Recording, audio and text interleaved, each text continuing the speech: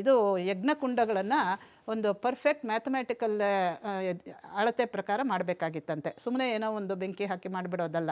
ಹಾಗಾಗಿ ಇಲ್ಲಿ ಲೆಕ್ಕಾಚಾರ ಅನ್ನೋದು, ಗಣಿತಶಾಸ್ತ್ರ ಅನ್ನೋದು ಹುಟ್ಕೊಂಡಿದ್ದಿಲ್ಲೇ.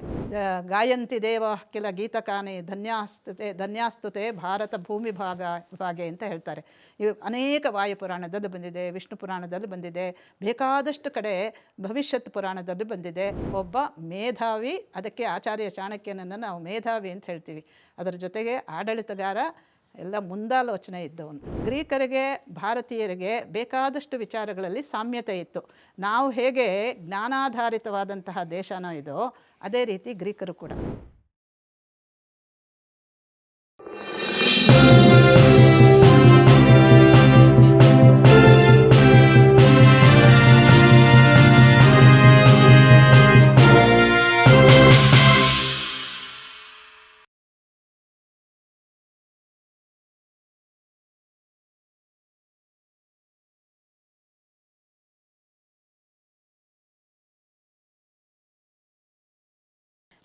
ಸಾವರ್ಕರ್ಗೆ ಇದೆಲ್ಲ ತುಂಬ ಚೆನ್ನಾಗಿತ್ತು.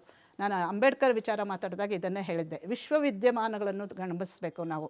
ಭಾರತದ ಇತಿಹಾಸವನ್ನಾಗಲಿ, ಸಮಾಜವನ್ನಾಗಲಿ, ಕಲ್ಚರ್ ಏನೇ ಹೇಳಬೇಕಾದ್ರೂ ಕೂಡ ಬೇರೆ ದೇಶಗಳಲ್ಲಿ ತತ್ಕಾಲದಲ್ಲಿ ಏನು ನಡೀತಾ ಇತ್ತು, ಹೇಗೆ ಚಿಂತನೆ ಮಾಡ್ತಾಯಿದ್ರು ಅನ್ನೋದನ್ನು ಗಮನಿಸ್ಕೊಂಡೇ ಹೇಳಬೇಕು. ಅದಕ್ಕೆ ತಾನೇ ಅಂಬೇಡ್ಕರ್ ಅವರು ಈ ಪಾಪ್ಯುಲೇಷನ್ ಎಕ್ಸ್ಚೇಂಜ್ ಆಗಬೇಕು, ಮುಸಲ್ಮಾನರು ಇಲ್ಲಿದ್ದರೆ ತುಂಬ ಕಷ್ಟ ಅಂತ ಅವ್ರು ಹೇಳಿದ್ದು. ಅಂದರೆ ಒಟ್ಟಿಗೆ ಹೋಗೋ ಜಾಯಮಾನವೇ ಅಲ್ಲ ಅವ್ರದ್ದು. ಎಕ್ಸ್ಕ್ಲೂಸಿವ್ ಇಷ್ಟ ಆಗಿರ್ತಾರಲ್ಲ ಅವರು, ನಮ್ಮದೇ ಅಂತ. ಅದಕ್ಕೋಸ್ಕರವಾಗಿ, ಯಾಕೆಂದರೆ ಅವರಿಗೆ ಬೇರೆ ಕಡೆ ನೋಡಿದ್ರು ಅವರು ಅದನ್ನು ಇಲ್ಲಿಗೂ ತಂದರು. ಅಂದರೆ ನಾವು ಐಸೋಲೇಟೆಡ್ ಆಗಿ, ಅಂದರೆ ನಾವು ಸ್ವತಂತ್ರ ಒಂದು ಐಲ್ಯಾಂಡಲ್ಲಿ ನಾವಿಲ್ಲ. ನಾವು ನಮ್ಮ ಸುತ್ತ ಬೇರೆ ಎಲ್ಲರೂ ಇದ್ದಾರೆ. ಅವರಿಗೆ ತಕ್ಕಂತೆ ನಮ್ಮ ರಾಜ್ಯವನ್ನು, ನಮ್ಮ ಮನಸ್ಥಿತಿಯನ್ನು, ನಮ್ಮ ಆಡಳಿತವನ್ನು ಎಲ್ಲದನ್ನು ನಾವು ಸಮಂಜಸವಾಗಿ ನೋಡ್ಕೊಳ್ಬೇಕಾಗತ್ತೆ ಅಲ್ವಾ. ಇವತ್ತು ಮಾಲ್ಡೀವ್ಸ್ ಅಂತ ಇಷ್ಟಾಗಲ್ಲ ರಾಜ್ಯ, ಡೆಲ್ಲಿ ಕನಾಟ್ ಪ್ಲೇಸ್ ಅಷ್ಟಿದೆ ಅಂತ ಹೇಳ್ತಾರೆ. ಅಂಥದ್ದಕ್ಕೆ ನಾವು ಇಟ್ಕೋಬೇಕಾಗಿದೆ ದುಡ್ಡು ಕೊಟ್ಟು ಇದು ಮಾಡಿ. ಯಾಕೆ ಅಂತ ಹೇಳಿದ್ರೆ ಆ ಸ್ಟ್ರಾಟಜಿ ಆಗಿದೆ ಜಿಯೋ ಪಾಲಿಟಿಕ್ಸಲ್ಲಿ. ಅದರ ಪೊಸಿಷನಿಂಗ್ ಇದೆಯಲ್ಲ, ಶತ್ರುಗಳು ಬಂದು ಕೂತ್ಕೊಳ್ತಾರೆ. ಅದರಿಂದ ಯಾವುದೇ ಈ ರಾಜ್ಯಕ್ಕೆ ಸಂಬಂಧಪಟ್ಟಿದ್ದು, ಆಡಳಿತಕ್ಕೆ ಸಂಬಂಧಪಟ್ಟಿದ್ದಾದರೆ ಜಿಯೋ ಪಾಲಿಟಿಕ್ಸನ್ನು ಗಮನದಲ್ಲಿ ಇಟ್ಕೋಬೇಕು. ಹೌದು ಹೌದು. ಹಾಗೆ ಇದನ್ನು ಮಾಡಿದ್ರು. ಏನು ಇದು ಅಲೆಕ್ಸಾಂಡರು ಪೌರವನನ್ನು ಕೂಡ ಇಟ್ಕೊಂಡ. ಅಂಬಿಸೋತ ಅವನಿಗೆ ಸಾಮಂತನಾದ. ಇವನನ್ನು ಒಂದು ಥರ ಅರ್ಧಂಬರ್ಧ ಸ್ವಾತಂತ್ರ್ಯದಲ್ಲಿ ಇಟ್ಕೊಂಡ ಅಂತ ಹೇಳ್ತಾರೆ. ಈಗ ಇವನು ಮಾಡ್ತಾ ಇದ್ದಾಗ ಇನ್ನೊಂದು ಇದು ನಡೀತಾ ಇತ್ತು. ಅಲೆಕ್ಸಾಂಡರ್ನ ಇದನ್ನು ಅವನ ಪ್ರೆಸೆನ್ಸ್, ಅಲ್ಲಿ ಉಪಸ್ಥಿತಿ ಇದೆಯಲ್ಲ, ಅದರ ಬಗ್ಗೆ ತುಂಬ ವಿಸ್ತಾರವಾಗಿ ಬರೀತಾರೆ. ಯಾಕೆ ಅಂತ ಹೇಳಿದ್ರೆ ಅದು ಚಾಣಕ್ಯನಿಗೆ, ಚಂದ್ರಗುಪ್ತನಿಗೆ ಹಿನ್ನೆಲೆ ಒದಗಿಸುತ್ತೆ. ಈಗ ಆವತ್ತಿನ ಕಾಲ, ನಾನು ಆಗಲೇ ಹೇಳಿದೆ, ಗ್ರೀಕರು ಸ್ವತಂತ್ರ ಗಣರಾಜ್ಯಗಳಾಗಿದ್ದಾಗ ಅವರನ್ನು ಮಟ್ಟ ಹಾಕೋದು ಬಹಳ ಸುಲಭ ಆಗಿತ್ತು ಶತ್ರುಗಳಿಗೆ.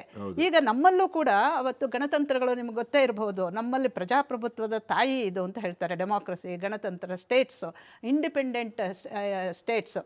ಅಲ್ಲಿ ಅವ್ರು ಹೇಳ್ತಾರಲ್ಲ ಸ್ಟೇಟ್ ಸಿಟೀಸ್ ಅಂತ. ಒಂದೊಂದು, ಇವತ್ತು ರೋಮ್ ಕೂಡ ಸ್ಟೇಟ್ ಸಿಟಿನೇ. ಅದು ಒಂದು state, it's A small city, ಆದರೂ ಕೂಡ ಅದು ಇಂಡಿಪೆಂಡೆಂಟ್ ಆಗಿದೆ ಅಂತ.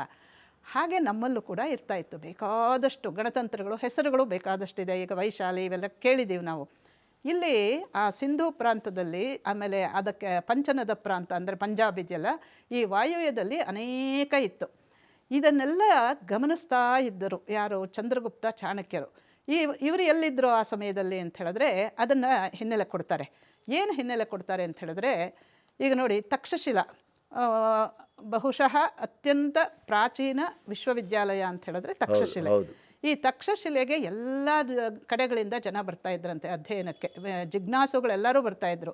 ಏನು ಹೇಳ್ಕೊಡ್ತಾ ಇದ್ರಲ್ಲಿ? ಅಫ್ಕೋರ್ಸ್ ನಮ್ಮ ದೇಶದಲ್ಲಿ ಭಾಷೆ, ಆವತ್ತಿನ ಕಾಲದ ವಿಜ್ಞಾನ ಏನಿತ್ತು ಅಂದರೆ ಆಸ್ಟ್ರೋಫಿಸಿಕ್ಸ್ ಅಂತ ಹೇಳ್ತಾರಲ್ಲ, ಅಂದರೆ ಆಕಾಶಕಾಯಗಳನ್ನು ಅಧ್ಯಯನ ಮಾಡುವಂಥ ವೇದಾಂಗ ಜ್ಯೋತಿಷ.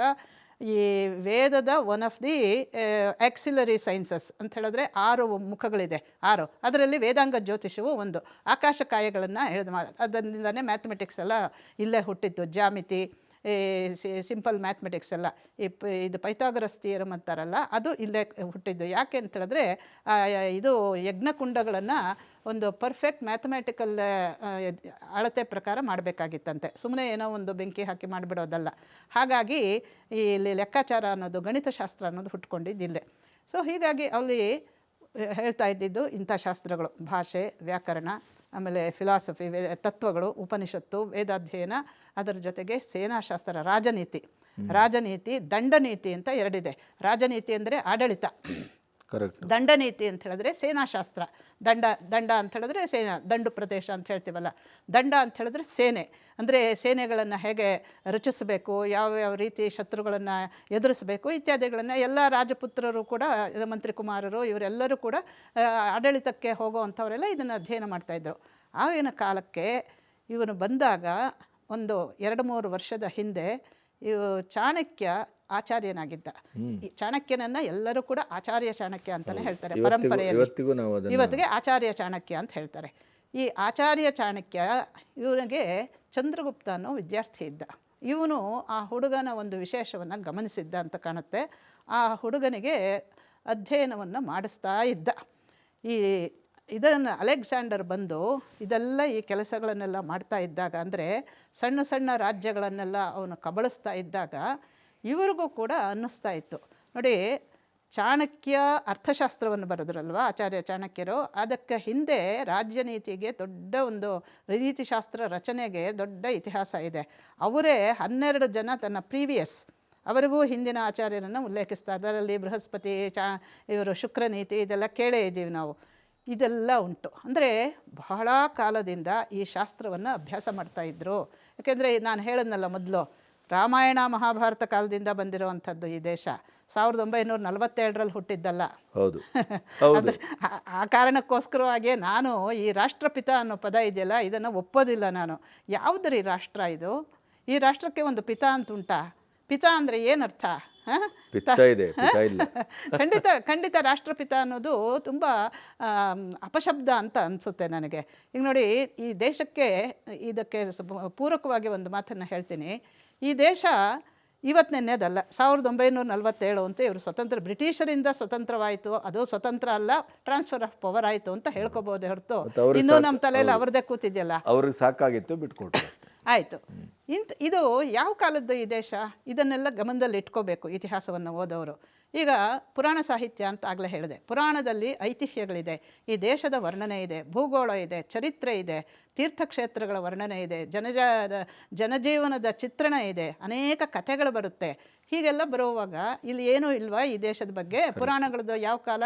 ಮಿನಿಮಮ್ ಅದಕ್ಕೆ 2002ರಿಂದ 2500 ವರ್ಷಗಳ ಹಿಂದಿನ ಇತಿಹಾಸವನ್ನು ಹೇಳ್ಬೋದು ಪುರಾಣಗಳಿಗೆ. ವಿಷ್ಣು ಪುರಾಣದಲ್ಲಿ ಹೇಳೋದು ಎಲ್ಲರಿಗೂ ಗೊತ್ತೇ ಇದೆ, ಉತ್ತರಂ ಯತ್ ಸಮುದ್ರಸ್ಯ ಹಿಮಾದ್ರಶ್ಚೈವ ದಕ್ಷಿಣಂ ವರ್ಷಂ ತದ್ ಭಾರತಂ ಪ್ರಾಹುಃ ಭಾರತೀಯತ್ರ ಸಂತತಿ ಅಂತ. ಹಿಮವತ್ ಪರ್ವತದಿಂದ ಕೆಳಕ್ಕೆ ಇರುವಂಥದ್ದು, ಸಮುದ್ರದಿಂದ ಮೇಲಕ್ಕಿರುವಂಥ ವಿಶಾಲ ಭೂಭಾಗವನ್ನು ಭಾರತ ಅಂತ ಕರಿತೀವಿ. ಅದಕ್ಕೆ ಈ ದೇಶವನ್ನು ಭಾರತ ಅಂತ ಕರಿಬೇಕು. G20ನಲ್ಲಿ ಅವರು ಪ್ರೆಸಿಡೆಂಟ್ ಪತ್ರ ಹೋಯ್ತಲ್ಲ, ಭಾರತ ಅಂತ ಹೇಳಿದ್ರು. ಅದರಿಂದ ಯಾವ ಇಲ್ಲದೆ ಇರೋದನ್ನು ಏನೂ ಹೇಳಿಲ್ಲ, ಚೇಂಜ್ ಮಾಡ್ತಾ ಇಲ್ಲ. ಇರೋದನ್ನು ನಾವು ಅದನ್ನು ಇನ್ನೂ ಸ್ವಲ್ಪ ಸ್ಪಷ್ಟವಾಗಿ ಮಾಡ್ತಾ ಇದ್ದೀವಿ ಅಷ್ಟೇ ಹೊರತುನುವೆ, ಅದಕ್ಕೊಂದು ಏನು ಶಕ್ತಿಯನ್ನು ಕೊಡ್ತಾ ಇದ್ದೀವಿ ಅಷ್ಟೇ ಹೊರತು ಇರೋದನ್ನು ಯಾರೂ ಹೇಳ್ತಿಲ್ಲ, ತಿರುಚ್ತಾ ಇಲ್ಲ. ಅದನ್ನು ಚೆನ್ನಾಗಿ ತಿಳ್ಕೊಬೇಕು ಜನ. ಇಂಡಿಯಾ ಇದೆ. ಇಂಡಿಯಾ ಅನ್ನೋದು ಯಾವುದರಿಂದ? ಹಿಂದೂ ಅನ್ನೋದರಿಂದ ಬಂದಿರೋವಂಥದ್ದು. ಹಿಂದೂ ಅನ್ನೋದು ಆಮೇಲೆ ಬಂದಂಥ ಪದ. ಈ ದೇಶದ ಮೊದಲು ಶಬ್ದ ಏನು ಅಂತ, ಹೆಸರು ಏನು ಅಂತ ಹೇಳಿದ್ರೆ ಭಾರತ ಅಂತ. ಗಾಯಂತಿ ದೇವ ಕೆಲ ಗೀತಕಾನಿ ಧನ್ಯಾಸ್ತುತೆ ಭಾರತ ಭೂಮಿ ಭಾಗೆ ಅಂತ ಹೇಳ್ತಾರೆ. ಇವು ಅನೇಕ ವಾಯುಪುರಾಣದಲ್ಲಿ ಬಂದಿದೆ, ವಿಷ್ಣು ಪುರಾಣದಲ್ಲಿ ಬಂದಿದೆ, ಬೇಕಾದಷ್ಟು ಕಡೆ ಭವಿಷ್ಯತ್ ಪುರಾಣದಲ್ಲಿ ಬಂದಿದೆ. ಈ ಭಾರತದ ವರ್ಣನೆ ಬರುತ್ತೆ. ಭಾರತ ಅನ್ನೋದು ಈ ದೇಶದ ಹೆಸರು, ಬಹಳ ಪ್ರಾಚೀನ ಕಾಲದಿಂದ ಇರುವಂಥದ್ದು. ಇದು ಆಗ ಕಾಲಕ್ಕೆ ಬೇಕಾದಷ್ಟು ಆಕ್ರಮಣಗಳಿಂದ ಕೂಡಿತ್ತು, ಆಕ್ರಾಂತವಾಗಿ ತುಂಬ ನೋವನ್ನು ಅನುಭವಿಸ್ತು, ಎಷ್ಟೋ ಜನರನ್ನು ಕಳ್ಕೊಳ್ತು, ಸಂಸ್ಕೃತಿ ನಾಶವಾಯಿತು, ದೇವಾಲಯಗಳನ್ನು ಒಡೆದ್ರು, ಎಲ್ಲ ಆಗಿದೆ. ಆದರೂ ಕೂಡ ಇನ್ನೂ ಉಳ್ಕೊಂಡಿದೆ ಅನ್ನೋದನ್ನು ಒಂದು ಸತ್ಯವಾಗಿರೋದ್ರಿಂದ ಅದನ್ನು ನೀವು ಅಲ್ಲಗಳೆಯೋದಕ್ಕೆ ಸಾಧ್ಯವಿಲ್ಲ. ಸೊ ಇದನ್ನು ಈ ರೀತಿಯಾಗಿರೋ ಅದರಿಂದ ಈ ರಾಷ್ಟ್ರಪಿತ ಇಂಥ ಪದಗಳನ್ನೆಲ್ಲ ಸುಮ್ಮನೆ ನಾವು ಒಪ್ಕೋಬಾರ್ದು. ಅದಕ್ಕೆ ಒಂದು ಸ್ವಲ್ಪ ವಿಮರ್ಶೆ ಮಾಡಬೇಕು, ಅಧ್ಯಯನದ ಹಿನ್ನೆಲೆಯಲ್ಲಿ ವಿಮರ್ಶೆ ಮಾಡಬೇಕು. ಈ ದೇಶದ ಸಾಹಿತ್ಯ ಏನು, ಈ ದೇಶದ ಪರಂಪರೆ ಏನು, ಈ ಸಂಸ್ಕೃತಿ ಏನು, ಯಾವ ಕಾಲದಿಂದ ಬಂದಿರುವಂಥದ್ದು ಈ ದೇಶ ಅಂತ. ಇದಕ್ಕೆ ಇದು ದೇವನಿರ್ಮಿತಂ ತಂ ದೇವನಿರ್ಮಿತಂ ದೇಶಂ ಪ್ರಾಹುಹು ಅಂತ ಹೇಳ್ತಾರೆ. ದೇವನಿರ್ಮಿತವಾದಂತಹ ದೇಶ ಇದು ಅಂತಲ್ಲ, ಅಂದರೆ ಅಷ್ಟು ಶ್ರೇಷ್ಠವಾದದ್ದು ಅಂತ ಹೇಳುವಾಗ ಒಬ್ಬ ವ್ಯಕ್ತಿಯನ್ನು ನಾವು ರಾಷ್ಟ್ರಪಿತ ಅಂತ ಹೇಳೋದು ಸರಿಯಾ? ಖಂಡಿತ ಸರಿಯಲ್ಲ, ಯಾರನ್ನೂ ಹೇಳಬಾರ್ದು. ಯಾಕೆ ಅಂತ ಹೇಳಿದ್ರೆ ವೇದಗಳಲ್ಲೇ ಹೇಳೋದು ಪುತ್ರೋ, ಇದು ಏನಂತ ಹೇಳಿದ್ರೆ ಮಾತಾ ಪೃಥಿವಿ, ಭೂಮಿನೇ ತಾಯಿ ನಮಗೆಲ್ಲರಿಗೂ. ಪುತ್ರೋಹಂ ತಸ್ಯಾಹ, ನಾವೆಲ್ಲರೂ ಕೂಡ ಗಾಂಧಿನೂ ಎಲ್ಲರೂ ಕೂಡ ಯಾರಿಗೆ ಆ ಭೂಮಿ ತಾಯಿಯ ಭಾರತ ಮಾತೆಯ ಮಕ್ಕಳು ಅಂತ ಹೇಳ್ಬೋದೇ ಹೊರತು ಪಿತಾಗೀತ ಅಂತೆಲ್ಲ ಹೇಳೋದು ನಿಜವಾಗ್ಲೂ ಪಿತ ಏರಿಸ್ಕೊಂಡಂಗೆ. ಅದು ಖಂಡಿತ ಮಾಡಬಾರ್ದು ಅಂತ ನನ್ನ ಇದು. ಅಂದರೆ ಕೆಲವು ಪದಗಳನ್ನು ನಾವು ಕೈ ಬಿಡಬೇಕು, ಯಾಕೆಂದರೆ ಅದರ ಅರ್ಥನೇ ಅನರ್ಥವಾಗಿದೆ ನಾವು ಬಳಸೋದ್ರಲ್ಲಿ ಅಂತ. ಸೊ ಹೀಗೆ ತಕ್ಷಶಿಲೆಯಲ್ಲಿ ಇಂಥ ಶಾಸ್ತ್ರಗಳನ್ನೆಲ್ಲ ಅಭ್ಯಾಸ ಮಾಡ್ತಾಯಿದ್ರು. ನಮಗೆ ಇದು ಬಹಳ ಪ್ರಾಚೀನ ಅಂತ ಅನ್ನಿಸ್ಬೋದು, ಆದರೆ ಎಷ್ಟು ಪ್ರಾಚೀನ ನಮ್ಮ ದೇಶ. ರಾಮಾಯಣ ಮಹಾಭಾರತ ಕಾಲದ ಆವಾಗ ಈಗ ಮಹಾಭಾರತದಲ್ಲಿ ಯಾವ ಯಾವ ವ್ಯೂಹಗಳನ್ನು ರಚನೆ ಮಾಡ್ತಾಯಿದ್ರು ಅದೆಲ್ಲ ನಮಗೆ ಗೊತ್ತಿದೆಯಾ? ಏನೇನೂ ಗೊತ್ತಿಲ್ಲ. ಅಂದರೆ ಸೇನಾಶಾಸ್ತ್ರ ಅನ್ನೋದು ಅಧ್ಯಯನ ಮಾಡ್ತಾ ಇದ್ದಂಥ ಶಾಸ್ತ್ರ. ದ್ರೋಣಾಚಾರ್ಯರು ಏನೇನು ಹೇಳ್ಕೊಟ್ರು ಅವ್ರಿಗೆ, ಕುರುಪಾಂಡವ್ರಿಗೆ ಅಲ್ವಾ, ಎಂತೆಂಥ ಬಿಲ್ಗಾರರಿದ್ದರು, ಯಾವ್ಯಾವ ರೀತಿಯಲ್ಲಿ ಸೇನಾ ವ್ಯೂಹ ಮಾಡ್ತಿದ್ರು ಅದೆಲ್ಲ ಇದ್ದೆ. ಹಾಗಾಗಿ ಈ ರಾಮಾಯಣದ ಪುಷ್ಪಕ ವಿಮಾನದ ಕಥೆಯನ್ನು ಕೇಳಿದ್ರು, ಅದು ಹೆಚ್ಚು ಸೈನ್ಸಿಗೆ ಮತ್ತು ಇವತ್ತಿನ ಆಧುನಿಕ ಜಗತ್ತಿಗೆ ಬಹಳ ರಿಲೇಟೆಡ್ ಆಗಿದೆ. ಹೌದು. ಹೀಗಿರೋವಾಗ ಇಲ್ಲಿ ಏನಾಗುತ್ತೆ, ಈ ಚಾಣಕ್ಯನಿಗೆ ಗಮನಿಸ್ತಾ ಇದ್ದ, ಯಾಕೆಂದರೆ ಅವನು ರಾಜನೀತಿಯನ್ನು ಪಾಠ ಮಾಡ್ತಾ ಇದ್ದಂಥ ಆಚಾರ್ಯ, ಆತನಿಗೆ ಇದೆಲ್ಲ ನಡೀತಾ ಇದೆ. ಅಂದರೆ ರಾಜನೀತಿ ಅಂತ ಹೇಳಿದ್ರೆ ಏನು, ಶತ್ರುಗಳು ಬರೋದು, ಅದನ್ನು ನಾವು ಡಿಫೆಂಡ್ ಮಾಡ್ಕೊಳ್ಳೋದು, ಅವರ ಮೇಲೆ ಎರಗೋದು, ಒಟ್ಟಿನಲ್ಲಿ ನಮ್ಮ ಸ್ವಾತಂತ್ರ್ಯ, ಸ್ವಾಭಿಮಾನ, ಸ್ವದೇಶ, ಇದು 3 ಮಂತ್ರಗಳು ಎಲ್ಲ ಕಾಲಕ್ಕೂ ಎಲ್ಲ ದೇಶ ಬಾಂಧವರಿಗೂ ಇರಬೇಕಾಗಿರುವಂತಹ ಮುಖ್ಯವಾದಂಥ 3 ಮಂತ್ರಗಳನ್ನು ನಾವು ಜಪ ಮಾಡಬೇಕು. ಇದನ್ನೇ ನಮ್ಮ ಪ್ರಾಚೀನರು ನಮಗೆ ಹೇಳ್ಕೊಟ್ಟಿರೋದು. ಆಚಾರ್ಯ ಚಾಣಕ್ಯ ಈ 3 ಮಂತ್ರಗಳನ್ನು ಇಟ್ಕೊಂಡಿದ್ದ. ಆದ್ದರಿಂದ ಸ್ವದೇಶ ರಕ್ಷಣೆ ಮಾಡ್ಕೋಬೇಕು, ಸ್ವಾತಂತ್ರ್ಯ ಉಳಿಸ್ಕೋಬೇಕು. ಅದಕ್ಕೆ ಬೇಕಾಗಿರುವಂಥದ್ದು ಸ್ವಾಭಿಮಾನ. ನಾವು ಯಾತಕ್ಕೆ ಸ್ವಾತಂತ್ರ್ಯ ಉಳಿಸ್ಕೊಳ್ಳೋಕೆ ಹೋಗ್ತೀವಿ, ನಮ್ಮದೆಲ್ಲ ಹೋದ್ರೋಯ್ತು ಅಂತ ಅನ್ನೋ ಭಾವನೆ ಇದ್ದರೆ, ಅಭಿಮಾನವೇ ಇಲ್ಲದೆ ಇದ್ದರೆ ಹೇಗೆ ಅಂತ. ನಿಮಗೆ ನಮ್ಮ ಪ್ರಾಚೀನರು ಎಂಥ ಅಭಿಮಾನದಿಂದ ಕೂಡಿದ್ರು ಅನ್ನೋದಕ್ಕೆ ಕೆಲವು ಉದಾಹರಣೆಗಳನ್ನು ಹೇಳ್ತೀನಿ. ಇವತ್ತಿಗೂ ಬೆಚ್ಚಿ ಬೀಳೋ ಹಾಗಾಗುತ್ತೆ ಅವರು ಮಾಡಿದಂತಹ ತ್ಯಾಗಗಳು, ಬಲಿದಾನಗಳು, ಅವರ ಭಾವನೆ, ಮನೋಭಾವನೆ ಆಶ್ಚರ್ಯಕರವಾಗಿದೆ. ಅದನ್ನೆಲ್ಲ ಕೆಲವೆಲ್ಲ ಉಲ್ಲೇಖ ಮಾಡ್ತೀನಿ. ಇದನ್ನೆಲ್ಲ ಹೇಳಿರೋರು ಎಲ್ಲ ಗ್ರೀಕ್ ಇತಿಹಾಸಕಾರರು. ಆ ಅಲೆಕ್ಸಾಂಡರ್ನ ಕಾಲದಲ್ಲಿ ಅವರು ಅಷ್ಟೊತ್ತಿಗೆ ಎಲ್ಲನೂ ಇತಿಹಾಸ, ಪುರಾಣ, ಅದರ ಜೊತೆಗೆ ತತ್ವಶಾಸ್ತ್ರ ಎಲ್ಲವನ್ನು ಚೆನ್ನಾಗಿ ಅಧ್ಯಯನ ಮಾಡ್ಕೊಂಡಿದ್ದವರು, ಭಾರತಕ್ಕೆ ತುಂಬ ಹತ್ತಿರದಲ್ಲಿದ್ದಂಥವರು.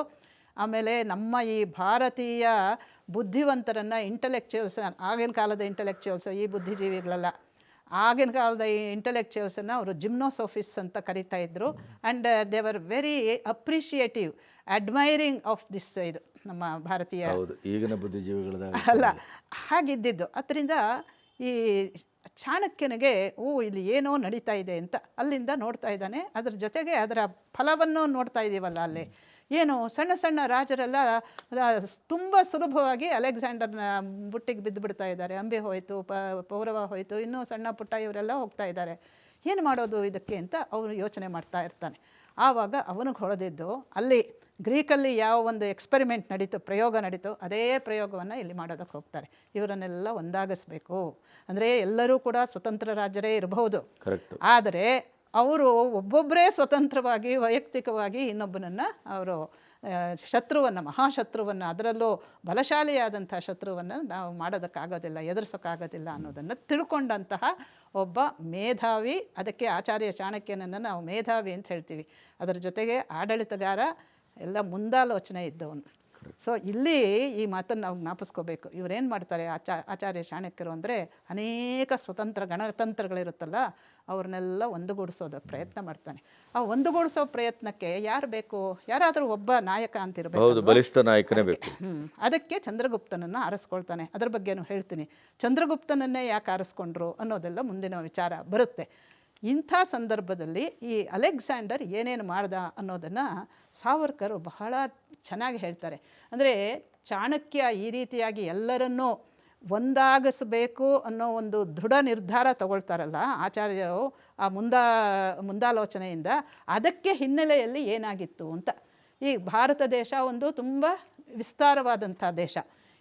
ಇದರ ಆಗಿನ ಕಾಲದ ಇತಿಹಾಸ ಇದೆಯಲ್ಲ, ಆಮೇಲೆ ಭೌಗೋಳಿಕ ವಿಸ್ತಾರ, ಮತ್ತು ಯಾರ್ಯಾರು ಬಂದರು, ಏನೇನು ಮಾಡಿದ್ರು, ಹೇಗೆ ನಮ್ಮವರು ಅದಕ್ಕೆ ಪ್ರತಿಕ್ರಿಯೆಗಳನ್ನು, ಪ್ರತಿಸ್ಪಂದನೆಗಳನ್ನು ಕೊಟ್ಟರು ಅನ್ನೋದನ್ನೆಲ್ಲ ಬಹಳ ಚೆನ್ನಾಗಿ ಬರೆದಿಟ್ಟಿರುವಂಥ ಒಂದು ಕೃತಿ ಅಂತ ಹೇಳಿದ್ರೆ ಹಿಂದೂ ಪಾಲಿಟಿ ಅಂತ ಡಾಕ್ಟರ್ ಜೈಸ್ವಾಲ್ ಅವ್ರದ್ದು. ಇವರು ನಮ್ಮ ವೀರ್ ಸಾವರ್ಕರ್ ಅವರ ಸ್ನೇಹಿತರು ಆಗಿದ್ದರು. ಅವರ ಅಭಿನವ ಭಾರತದ ಸಂಸ್ಥೆ ಇತ್ತಲ್ಲ, ಅದರ ಸದಸ್ಯರು ಕೂಡ ಆಗಿದ್ದರು ಡಾಕ್ಟರ್ ಜೈಸ್ವಾಲ್. ತುಂಬ ಅಧ್ಯಯನ ಮಾಡಿ ಇಂಥ ಪುಸ್ತಕಗಳನ್ನೆಲ್ಲ ಬರೀತಾರೆ. ಈ ಭಾರತ ದೇಶ ಬಹಳ ವಿಸ್ತಾರವಾಗಿರುವಂಥ ದೇಶ ಅಲ್ವಾ. ಈಗ ಈ ದೇಶದ ಬಗ್ಗೆ ಗಾಂಧಾರನ ಹೇಳಿದ್ನಲ್ಲ, ಅಫ್ಘಾನಿಸ್ತಾನ, ಗಾಂಧಾರ, ಅಲ್ಲಿಂದ ಹಿಡಿದು ಬರುತ್ತೆ. ಇಂಥ ದೇಶವನ್ನು ಏನೇನು ಮಾಡಿದ್ರು ಇವರು ಅಂತ. ಈಗ ನೋಡಿ, ನಮ್ಮಲ್ಲಿ ಇನ್ನೊಂದು ಸಾವರ್ಕರ್ ಒಂದು ವಿಷಯ ಹೇಳ್ತಾರೆ. ಏನಂತ ಹೇಳಿದ್ರೆ, ನಮ್ಮಲ್ಲಿ ಬರ್ತಾ ಈ ಪದಗಳನ್ನು ಉಪಯೋಗಿಸುವಾಗ ಅನರ್ಥಕರವಾಗಿ ಬಳಸಿದ್ದೀವಿ ಅಂತ. ಈಗ ನೋಡಿ, ಮುಸಲ್ಮಾನರಿಗೆ ಯವನರು ಅಂತ ಹೇಳ್ತಾರೆ, ಆದರೆ ವಸ್ತುತಃ ಅದಲ್ಲ, ಗ್ರೀಕರಿಗೆ ಯವನ ಅಂತ. ಯಾಕೆ ಅಂತ ಹೇಳಿದ್ರೆ ಅವರಿಗೆ ಮೂಲದಲ್ಲಿ ಅಯೋನಿಯನ್ ಅಂತ ಪದ ಇತ್ತು. ಅಯೋನಿಯನ್, ಅದಕ್ಕೂ ಕೂಡ ಇತಿಹಾಸ ಈಗೀಗ ಬರ್ತಾ ಇದೆ, ಅಧ್ಯಯನ ಮಾಡ್ತಾ ಇದ್ದಾರೆ. ಅಂದರೆ ಆರ್ಯರು ಇಲ್ಲಿಗೆ ಬಂದಿದ್ದಲ್ಲ, ಇಲ್ಲಿಂದಾನೇ ಹೊರಗೆ ಹೋಗಿದ್ದು ಅನ್ನೋದನ್ನು ಕೂಡ ಸಾಕಷ್ಟು ಪ್ರೂಫ್ ಸಮೇತ, ಎವಿಡೆನ್ಸ್ ಸಮೇತ ಪ್ರೂವ್ ಮಾಡ್ತಾ ಇದ್ದಾರೆ. ಇರಲಿ, ಅದೆಲ್ಲ ನಾವೇನು ಮಾತಾಡೋದು ಬೇಡ. ಈ ಯಯಾತಿಗೆ ಅನೇಕ ಜನ ಮಕ್ಕಳಿರ್ತಾರಲ್ಲ, ದೃಹ್ಯೋ, ಅನು, ಪುರು ಅಂತೆಲ್ಲ. ಅನ್ವಯನ್, ಅವನ ಜೊತೆಯಲ್ಲಿ ಹೋದವರು, ಅವನನ್ನು ಮುಂದಿಟ್ಕೊಂಡು ಹೋದಂತಹ ಒಂದು ಜನಾಂಗ ಇದೆಯಲ್ಲ ಇಲ್ಲಿಂದ, ಅವರೇ ಅಯೋನಿಯನ್ ಇರಬಹುದು ಅಂತ ಒಂದು ಇತಿಹಾಸದಲ್ಲಿ ಬೇಕಾದಷ್ಟು ಜನ ಸಂಶೋಧನೆ ಮಾಡಿರೋರು ಹೇಳ್ತಾ ಇದ್ದಾರೆ. ಸೊ ಅವರನ್ನು ಅಯೋನಿಯನ್ಸ್ ಅಂತ ಹೇಳ್ತಾರೆ. ಈ ಅಯೋನಿಯನ್ನೇ ಇನ್ನು ಸುಲಭವಾಗಿ ಯವನ ಅಂತಾಯಿತು. ಇದನ್ನು ಕಾಳಿದಾಸನೂ ರೆಫರ್ ಮಾಡ್ತಾನೆ. ಅವರೆಲ್ಲ ಬಹಳ ಶಸ್ತ್ರಾಸ್ತ್ರಗಳಲ್ಲಿ ಬಹಳ ಸನ್ನದ್ಧರಾಗಿರ್ತಾಯಿದ್ರು. ಅದರಿಂದ ರಾಜರಿಗೆ ಯವನ ಸ್ತ್ರೀಯರನ್ನು ಇದು ಪರ್ಸನಲ್ ಇದಕ್ಕೆ ಸೆಕ್ಯೂರಿಟಿಗೆ ಇಟ್ಕೊಳ್ತಾ ಇದ್ರು ಅಂತ ಕೂಡ ಹೇಳ್ತಾರೆ. ಅದರಲ್ಲಿ ಅಭಿಜ್ಞಾನ ಶಾಕುಂತಲ ನಾಟಕದಲ್ಲೇ ಒಂದು ಕಡೆ ಬರುತ್ತೆ ಯವನಿಗಳು ಅಂತ. ಆದರೆ ಇವ್ರನ್ನ ನಾವೇನು ಮಾಡಿದ್ದೀವಿ, ಬರ್ತಾ ಗ್ರೀಕರಿಗೆ ಸಲ್ಲಬೇಕಾಗಿರುವಂಥ ಪದವನ್ನು ಮುಸಲ್ಮಾನರಿಗೂ ಹಾಕ್ಬಿಟ್ವಿ. ಮುಸಲ್ಮಾನರಿಗೆ ಯವನ ಅನ್ನೋ ಪದ ಸರಿ ಹೋಗಲ್ಲ, ಗ್ರೀಕರಿಗೆ ಅದು ಸರಿಯಾದ್ದು. ಯಾಕೆ ಅಂತ ಹೇಳಿದ್ರೆ, ಗ್ರೀಕರಿಗೆ ಭಾರತೀಯರಿಗೆ ಬೇಕಾದಷ್ಟು ವಿಚಾರಗಳಲ್ಲಿ ಸಾಮ್ಯತೆ ಇತ್ತು. ನಾವು ಹೇಗೆ ಜ್ಞಾನಾಧಾರಿತವಾದಂತಹ ದೇಶನೋ ಇದೋ, ಅದೇ ರೀತಿ ಗ್ರೀಕರು ಕೂಡ, ಅವ್ರಿಗೂ ಕೂಡ ಜ್ಞಾನದ ಬಗ್ಗೆ ತುಂಬ ಗೌರವ ಇತ್ತು, ಜ್ಞಾನಿಗಳ ಬಗ್ಗೆ ಗೌರವ ಇತ್ತು. ಆದರೆ ಯುದ್ಧಕ್ಕೆ ಬಂದಾಗ ಅವರನ್ನು ಮುಗಿಸೋದ್ರು ಅನ್ನೋದನ್ನು ನಾನು ಹೇಳ್ತೀನಿ.